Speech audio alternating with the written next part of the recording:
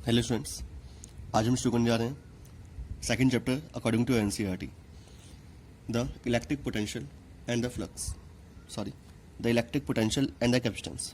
जैसे second chapter, आपके book का सेकंड चैप्टर में इलेक्ट्रोस्टैटिक पोटेंशियल के बारे में हम पढ़ेंगे, और सेकंड पार्ट में जो इसी सेकंड चैप्टर का सेकंड पार्ट है वहाँ पे हम पढ़ेंगे about the capacitance, about the storing the charge. Okay, let's start the chapter. The chapter is electrostatic potential. Electrostatic potential का फिलहाल मतलब क्या है?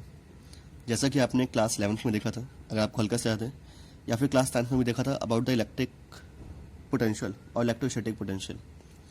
The work done, the minimum work done required to move a charge from one place to another, कुछ ऐसा आपको याद होगा, या from infinity to some point. Okay, ऐसे कुछ डेफिनेशन है जो आपने क्लास 10th में हल्का से रिवाइज किया होगा। अगर मैं 11th क्लास के बेसिस से बात करूँ तो ग्रेविटेशन पोटेंशियल अगर आपको याद हो, तो अगर ये एक प्लैनेट है, ओके, किसी भी एक बॉडी को minimum work done from moving a body from infinity under the range of that gravitation field, जब तक आप उसको ग्रेविटेशन फील्ड में लाते हैं तब तक जो काम किया जाता है, that is the gravitation potential.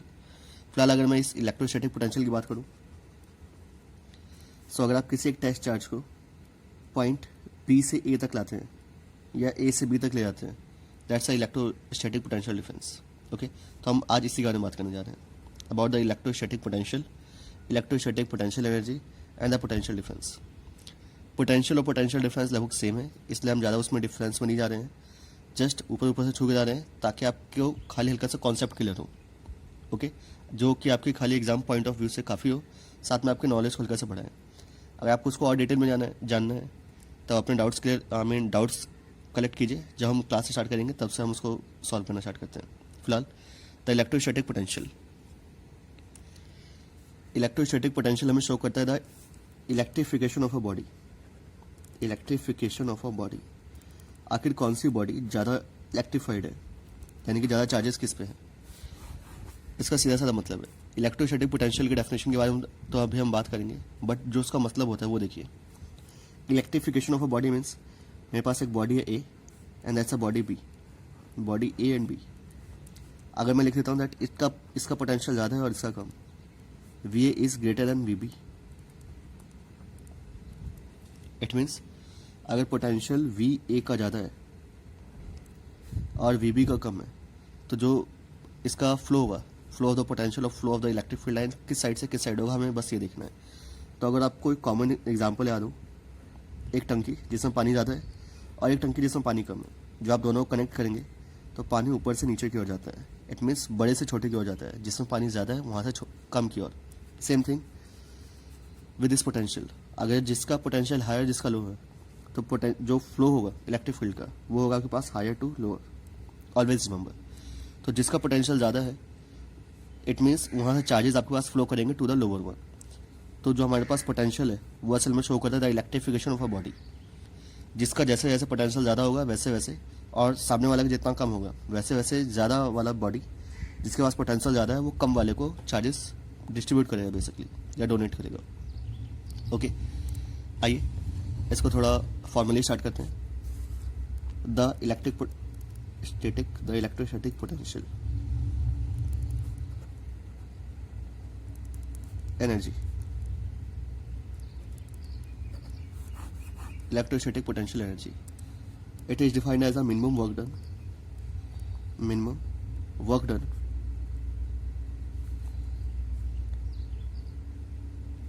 in moving a test charge from B to A.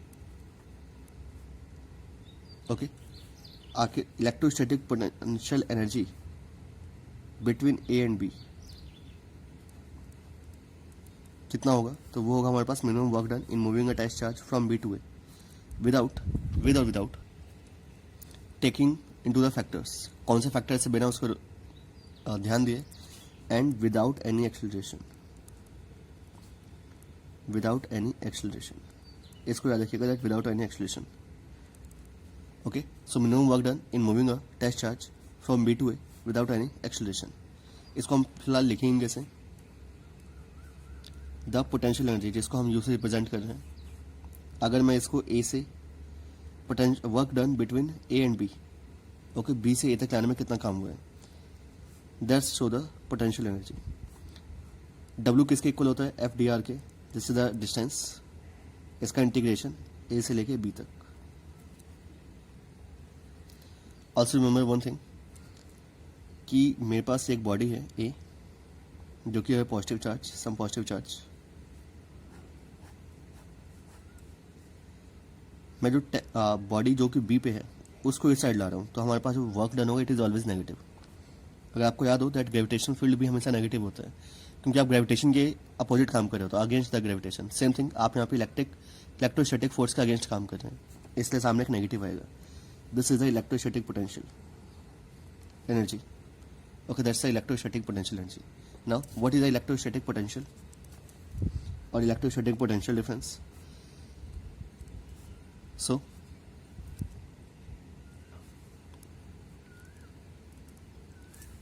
अगर आपको हल्की सी डेफिनेशन याद हो क्लास 10th की, अंतर कितना होता है, यहाँ पे होता है मूविंग टेस्ट चार्ज और उस जगह per unit charge, okay. Minimum work done in moving a unit charge, positive unit charge from infinity to that point, from infinity to some point or that point, ये हमारे पास electrostatic potential. और अगर मैं यहाँ पे लिखता हूँ इलेक्ट्रोस्टैटिक पोटेंशियल डिफरेंस, तो from one point to another against the electrostatic force, okay, remember this, against the electrostatic force, it means V is equals to, okay, that's the electrostatic potential, तो minimum work done in moving a unit charge, यानी कि जितना भी काम हुआ है उसको हम डिवाइड कर रहे हैं Q से, ताकि हमारे पास एक चार्ज के लिए आ सके। इट मीन्स अगर मैंने 10 चार्ज को मूव किया है, उसके लिए कुछ वर्क डन आया, सम 10 जूल, सम 20 जूल, तो मुझे एक का शिफ्ट निकालना है फॉर अ यूनिट चार्ज, तो V is equal to W by Q, और वी कुड इजली से W is equals to V Q. ये नॉर्मल फॉर्मूला होता है।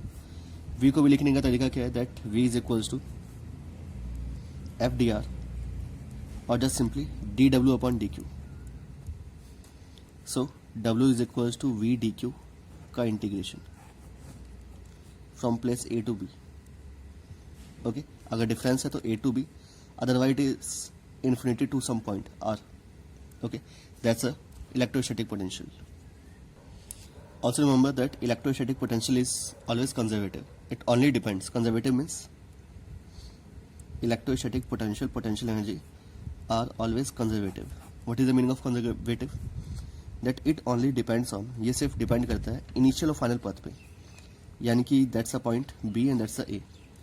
मैं किसी चार्ज को B से A तक ला रहा हूँ, तो आप उसको किस रास्ते से लाते हो कोई फर्क नहीं पड़ता, ओके, कितने भी आप रास्ते ले लो, वो जस्ट डिपेंड करेगा इनिशियल और फाइनल पोजीशन पे एंड ऑन द डिस्प्लेसमेंट, क्योंकि जो भी इनका डिस्प्लेसमेंट है और इनिशियल फाइनल पोजीशन है। इट मीन्स अगर मुझे निकालना है पोटेंशियल, अगर मैं पोटेंशियल डिफरेंस को लिखता हूँ, पहले हम लिखते हैं work energy of B.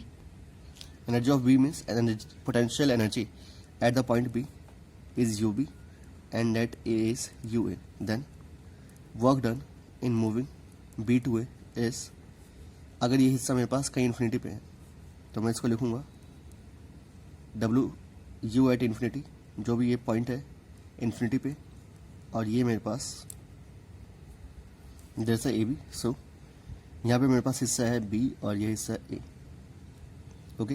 Infinity का केस में लेता हूँ अभी। केस हमारे पास बेसिकली है क्या, दैट आप A से B तक ले रहे हो, ठीक है, A टू B ले जा रहे हो किसी भी चार्ज को, it means infinity to some point ला रहे हैं, U B minus this is the infinity. Next one is that potential energy of infinity is always zero, that means this part will be eliminated and W A B is equals to U B. तो आपके पास जो electrostatic potential energy होगा वो असल में इस W A B के equal होगा जब आप इन्फिनिटी से काम करते हैं। लेकिन अगर आप काम करते हैं फ्रॉम ए टू बी, तो वही हिस्सा आपके पास डिपेंड करेगा you B and U A पे, दैट वन इज दिस। तो अगर ये इन्फिनिटी नहीं है तब इससे कुछ ना कुछ वैल्यू होगी। Same thing with the potential, V is equals to, first of all, WAB is equals to, WAB is just UB minus UA. अगर मैं सबको Q से डिवाइड कर दूं